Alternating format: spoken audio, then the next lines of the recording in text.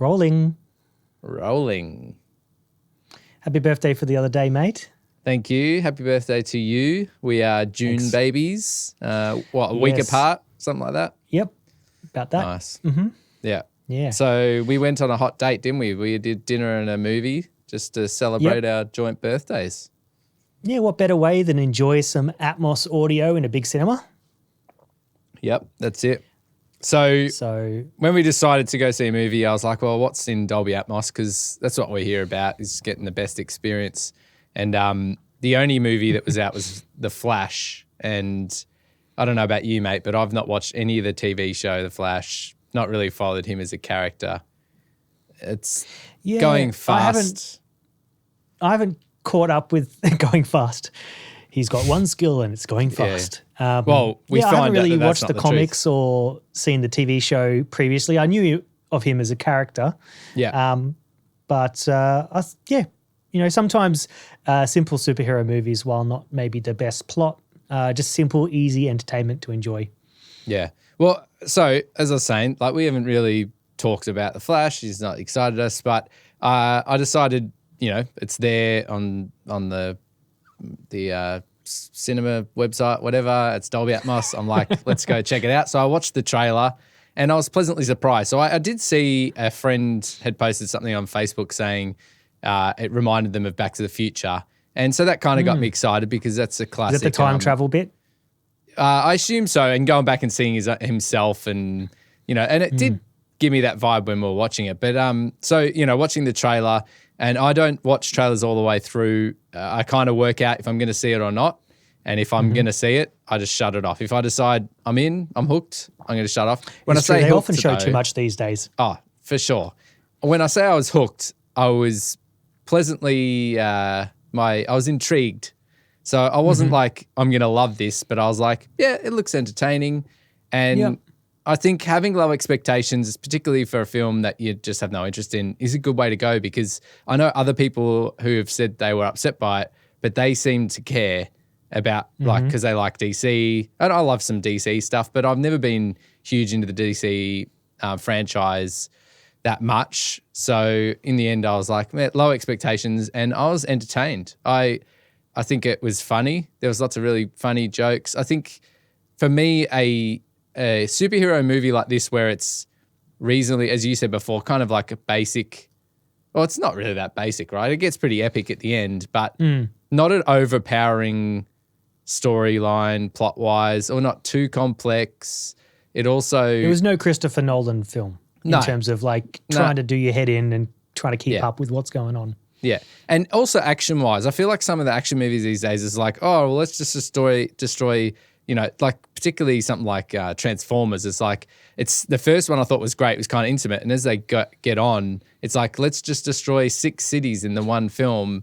And you see whole buildings going down. You're like, there's probably millions of people who are dying right now, but I don't know. I don't care. Like you get it's almost a competition of destruction. Yeah. Each film's like, who can create the most destruction in their action sequences. Yeah. Yeah. So I felt like this was good in that way, where the action scenes didn't seem too grandiose, and actually there weren't many in them, right? Like there's quite a lot of downtime, and that may be because he's not so much of a fighter. Like his character, I don't know, he goes fast. He does cool things when he's going fast. But, there was still some great action, but I feel like they just didn't like, here, let's just shove lots of action. There was lots of great moments of story and, So anyway. It exceeded my expectations. And like you, I didn't really know what I was going into, not having seen much of the character in the past. And, not a massive DC lover, although I've found the movies entertaining, but I'm not like a big fanboy of it. But yeah, I thought it was a great mix of comedy, action, some storyline, interesting characters. We should put a disclaimer that we are probably going to give away a few things in this. Oh, yeah. So spoiler alert. But I think it was a good mix of stuff, and but we wanted a sound experience, and action films often have good sound. And when I say good sound, I mean there's a lot of stuff going on. There's action sequences, lots of sound to enjoy, big sounds, absolutely, and big scores and all that sort of stuff. Yeah. So what when you sat down and it kicked off, we're kind of thrown into a scene of action straight away, aren't we? Yeah, that's the slow. Well, they're all slow mo mostly, right? Because he's not running fast. But there was the hospital scene, right, with Batman and look, I think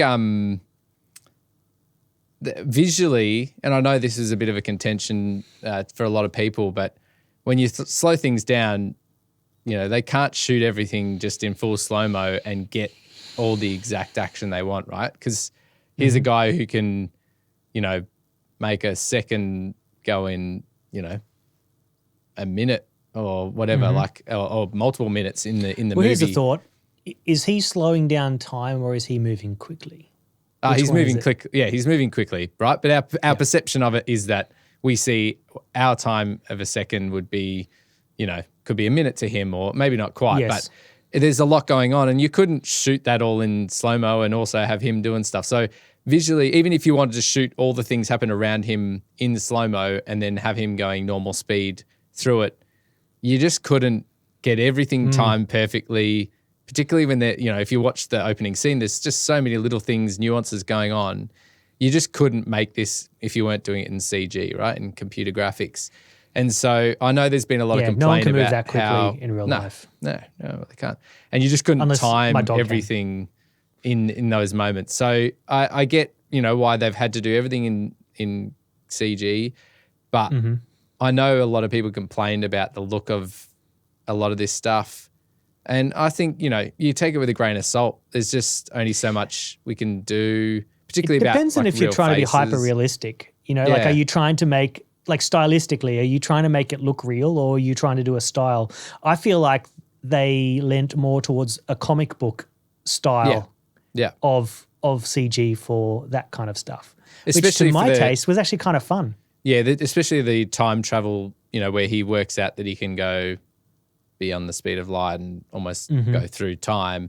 I feel like you're right. They very much captured a kind of comic book, with almost like the multiplications of the same person's face, almost like you're seeing it a second apart or whatever.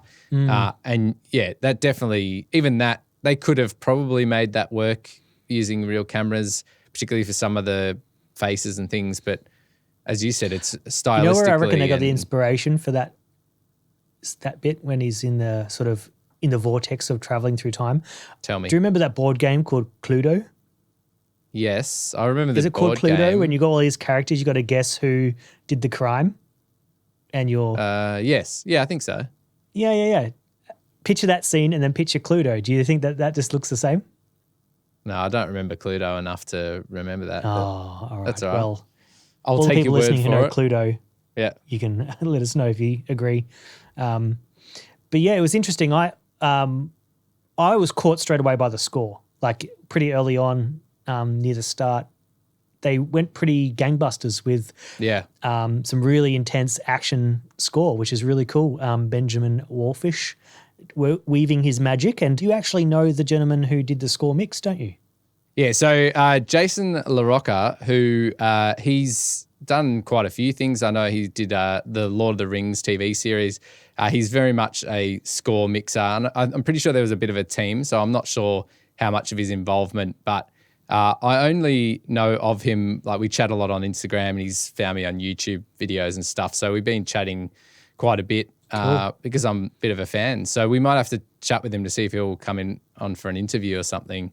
But it was nice. Yeah, but it was nice to listen to something and intentionally listen, knowing that he'd mix that as well. Did you know he mixed the score before we watched the film, or did you? Yes, I did. You did? Yeah, I did. Because, I think he'd posted about it.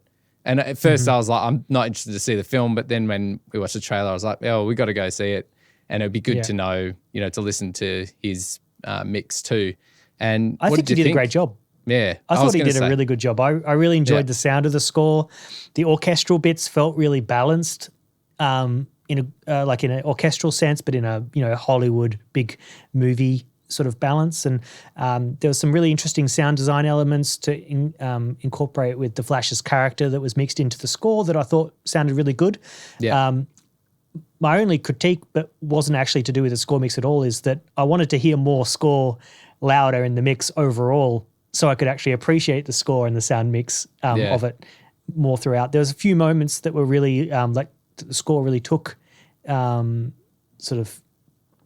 took the space in the speakers, and they finally turned down some sound design. But as usual, and this could just be because I'm a score lover and a music lover, but I find that the sound design is often mixed much louder than the music. So you don't always get to hear all the music throughout. And that actually wouldn't be his choice, because he's obviously done a mix of it, sent the stems off to the re-recording mixer, who's then decided what you hear and what you don't. And I find that this is the case in a lot of films. You like, in big moments, they're really pushing it for the sound over the score. And I hope that I don't always do that. Like, I know that on the last feature that I mixed, I think the composer got an early version that I hadn't even touched, so the music stuff, and he was like, the music's really quiet. And I'm like, actually, I hadn't like balanced that according to the sound. But I like the idea of pushing score. I feel like, it just brings so much emotion and stuff. Especially if you got a good score and it's serving the film well. Yeah. One thing I appreciate in Christopher Nolan's films and the relationship between Christopher Nolan and Hans Zimmer is that they do like to push the score nice and loud in those films. And I appreciate that. And I think it does. It propels you into that story and that emotion. But yeah, BenjaminWallficsh and the mixer, what was his name again? Jason LaRocca. Yeah, killed it. Great job, both of them. The writing and the mix sounded great. What was your thought of the overall mix of the whole film? Of the film? Then? Yeah. Look, I actually thought there was a lot of elements to balance in. And there was many moments where, which is always the case. I mean, that's the job, isn't it? It's a challenging job with probably hundreds of tracks. Yeah. I thought the mix was pretty good and the balance was pretty good overall. Like, it didn't grab my attention once I was in the story too much.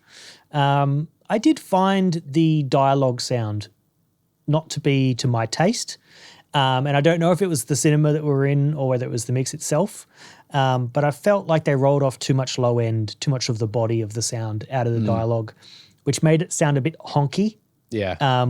Which is a sound term that us soundies use to describe the tone of something, which I felt, to my sensitive ears, felt a little fatiguing by the end of the film. What did you think? Did you feel that too? Or definitely have to agree. Like, I can't remember, you may have brought it up with me during the movie beforehand, and I had to agree. Like, it's hard because also when you're in a cinema, you have horns, and horns tend to have a bit of honk if you're not careful as well. So it could be the cinema, although, it'd be a reasonably new cinema. I'm pretty sure that it's a pretty new cinema, the reading cinemas. Yeah, reading cinemas, and reading were one of the first to go Dolby Atmos here in Australia.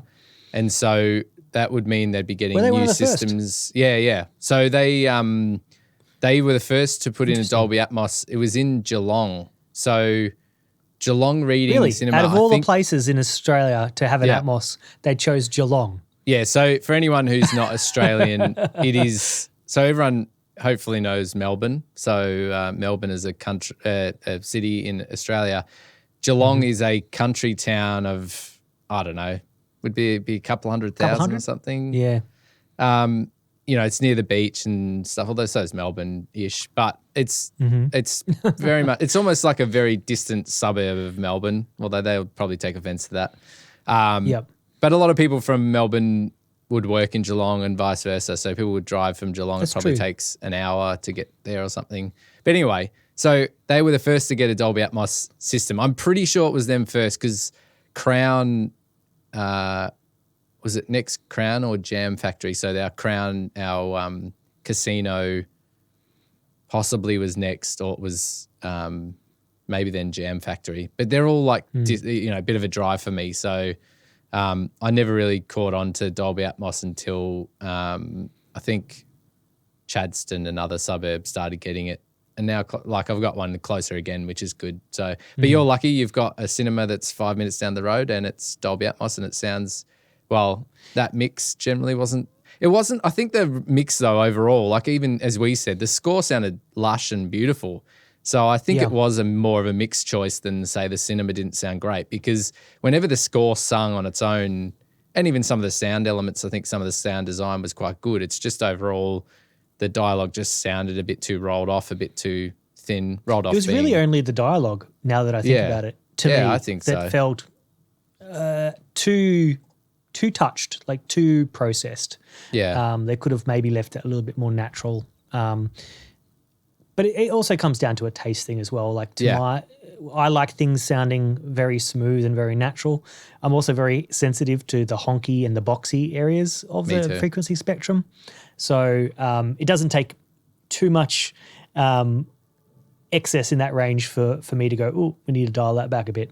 And it may be a choice thing to, if they kept it all rolled off. We mean rolled off as in they roll off all the bass stuff. Is it, if I say that and you don't know what that means, they may have done that to leave more room for, say, the score and for this, the sound effects and stuff to sing a bit more, but I think it's a big balancing act, isn't it, with that many tracks to try. It is. But I would say I always like to try and to keep that warmth in there, as you say, because a bit of body, a bit of chest vibes, the chesty sound of a voice is important to us. That's why even when you listen to the radio and stuff, they keep it kind of bassy and warm, and because it's more pleasant long term to listen to that. But you never know what's going on. They might have had to do lots of noise reduction, and there could have been big fans and stuff going on. And sometimes they, get the ADR, which is the studio recordings when they redo the dialogue in the studio, and they match it with the boom. They just may had to have had it all quite, thin. But it might have just been a mixed choice. It could have been whoever was mixing it, or the director was like, just don't want any of that boominess. They just want it to be, I don't know, maybe probably more natural to them, but I don't know. Yeah. It's interesting because natural to me, although there's a handful of people I could say in real life do sound a bit honky, I feel like people sound quite balanced normally, it's true. with a bit more body to the sound. But it wasn't that drastically bad necessarily. It was just something that I picked up on and noticed by the end. My ears were a little fatigued from it. But it wasn't something that caught my attention throughout the whole film. It just caught my attention throughout moments of the film. Yeah, I think even at the start, particularly when they first start talking, you're like, oh, that sounds a bit thin. But once you get when they go into that cafe scene and once you get in the story of it, you might kind of lose that a bit. But then you even said that at the end of it, you had a bit of a headache, that you felt like, it was a good volume. I thought the film was loud and exciting, but I think for by the end of it, having that kind of the honkiness the whole way through, you felt a bit fatigued at the end of it. I wasn't quite as bad as you, but I definitely felt like it wasn't as pleasant experience as it probably could have been. I feel like you can go pretty loud if the tone, sort of the tonal structure of the mix is balanced. Yeah. And if there's no harshness or things like that. And something that I find even with mastering music is I tend to do a lot of my work relatively quiet. You could hold a conversation next to me while I'm working, but I always turn it up, give it a good crank to have a listen, go, if someone's really wanting to get into this track, is there anything that sort of makes you go, oh, that's a bit painful there, or I need to dial that back. So, but no, I enjoyed the volume as well. I thought it was pretty good, in the big moments. It was beefy, but not painful. Some films, I feel like the dialogue gets loud in some sections and quiet in other sections, and you're like, sometimes it's too loud and sometimes you're like, what did they say? But I felt like it was pretty consistent throughout. Yeah, definitely. I definitely no complaints about the volume. I think the dialogue, it was never a, what was that moment kind of, what did they say there? So I think they did a great job of at least keeping it balanced throughout. Even with the big stuff, I don't think you ever really missed any lines of dialogue when there was big scenes going on. And there were some great, massive moments as well. So maybe that helps, having that kind of honkiness, because it kind of just always cuts through nicely. Yeah. What did you think about the mixture of humour in the film? Do you think it worked? I loved it. Yeah. I think so. My assumption is the character's got a bit of either OCD or he's a bit on the spectrum. That is made pretty obvious throughout. And I loved that about having it almost, I don't know if it's like he has ADHD, or it was probably more obsessive compulsive disorder, or could be just a bit, on the spectrum of autism or something. So he was a bit socially awkward, and I loved all that sort of stuff. And it worked. It worked great for the character. It kind of worked almost for his his powers as well. There's something about the fact that he goes quick, but he's awkward. I don't know. There was a good balance of that. And I thought there was lots of funny moments of him just doing silly things, just almost slapstick kind of comedy in a way. Like it was a bit, wasn't it? It was, but not in a bad way. I think it was all tastefully done. There was good awkward moments, just fun kind of cute awkward moments and stuff.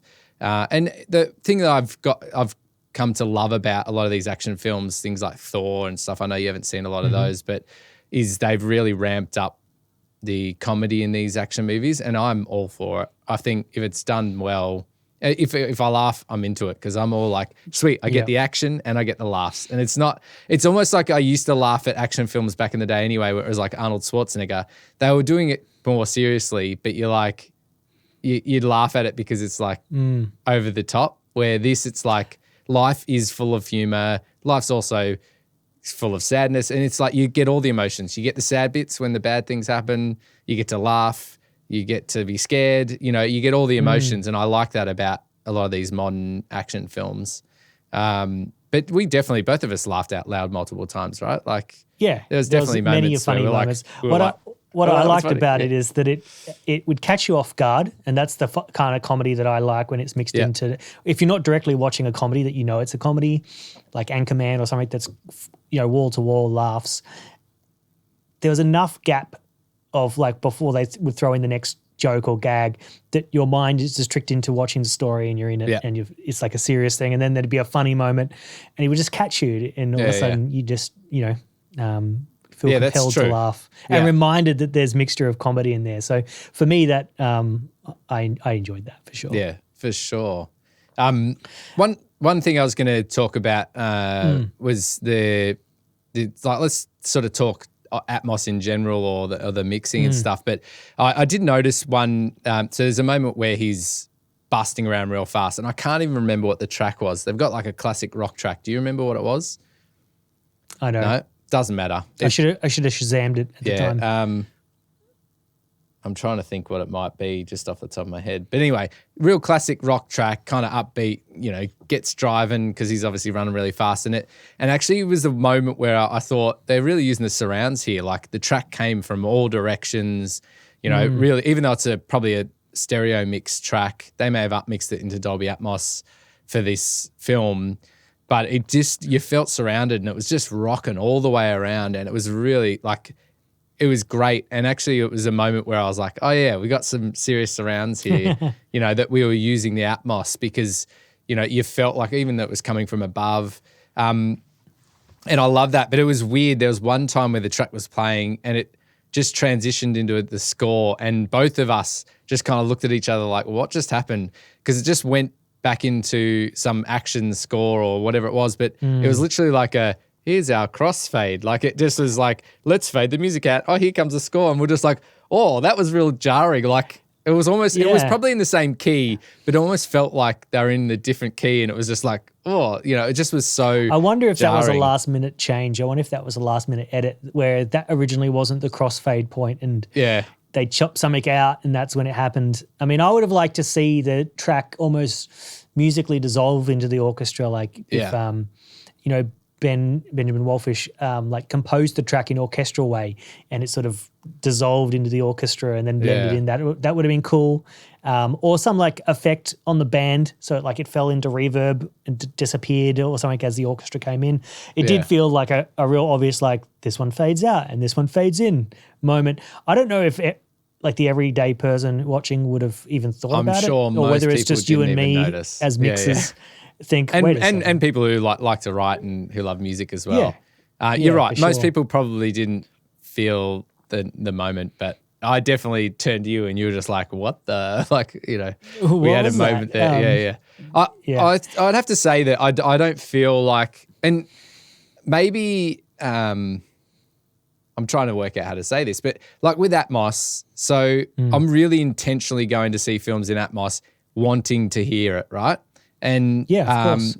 I know that like anything else, when stereo came about, they didn't have panning in percentages. They literally had left, right, or center, and they did crazy stuff where you listen to Beatles and it's like drums are over here, basses over here, vocals over here, and it was so full on.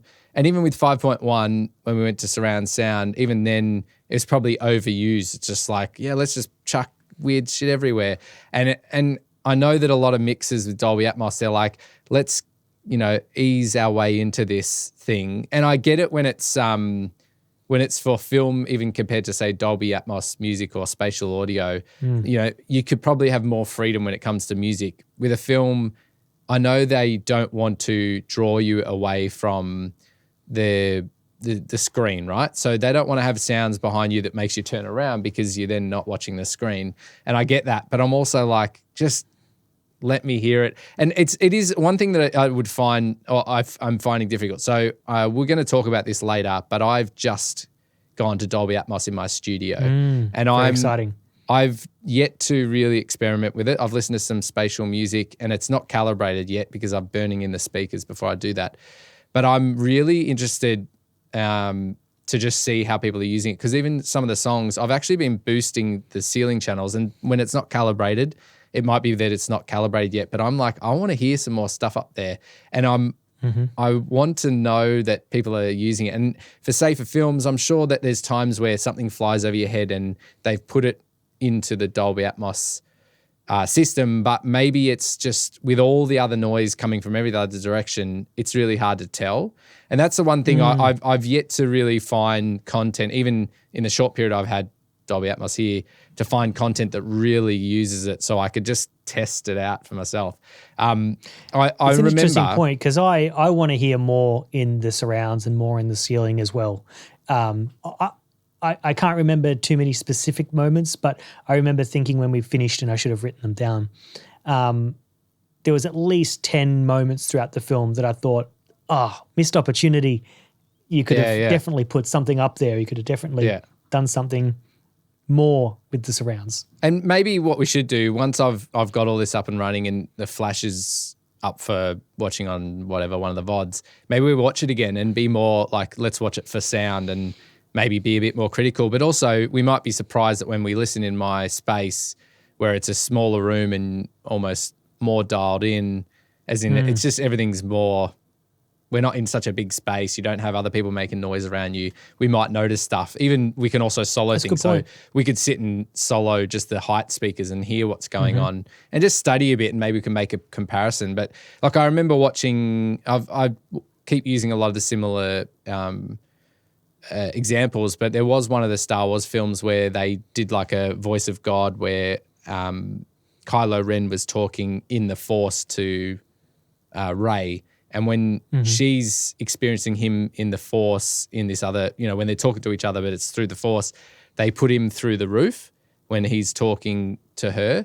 And I noticed that it was clear as day, and it was a cool use of it. And, obviously you can't have those moments all the time, but I just would love to get a few more of those moments. And I as I said, for me here with uncalibrated and I've not tested enough content, there is a bit of a sense that you've got so much sound coming from every direction. It's bouncing in the room. You do lose a bit of the height unless it's like blatantly obvious. If it's just reverbs and you're getting surrounded by a whole space and something pans behind you, there is the bit of like, is it down here or is it up there? So unless it's like an obvious, here's a helicopter going down the center of the screen. I was going to say that. I wonder if it's more that they're saving the overheads for specific things that are flying over the audience, like if there's something coming this way and it's being sent over you. I wonder if they're saving that.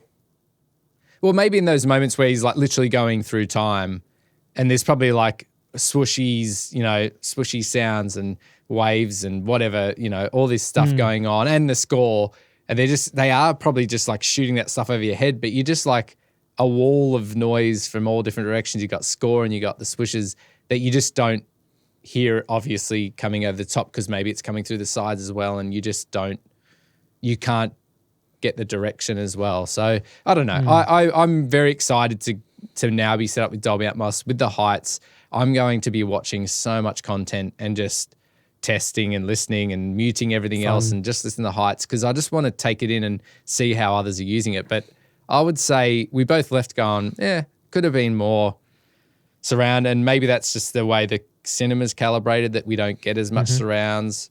One thing we did do is we sat further back than usual.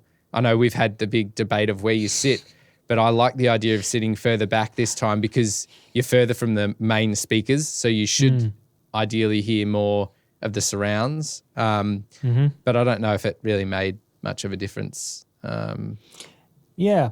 I mean, I enjoyed where we sat. I thought it was like a good sounding spot. I think if we're any closer forward, it could have been too loud overall. But I'm also very keen to hear some content in your space and hear how does Atmos translate to a smaller room? Because my experience with Atmos has only been in cinemas. I've heard a little bit of music in another composer's Atmos room in Melbourne, which was kind of cool, but I didn't love his room. So it was a bit, the sound of the room was a bit obvious to me. Yeah. Needed a bit more acoustic treatment and things. But your room is quite dialed in, lots of great treatment, nice and cozy. So hope so. Looking forward to binging lots of Atmos content and then having some really fun stuff to talk about. Yeah. And there's a lot of cool movies coming out this year too. So we might have to do have a session where we look at all the movies coming out and picking some to review because there's an absolute bangers and another one from Christopher Nolan.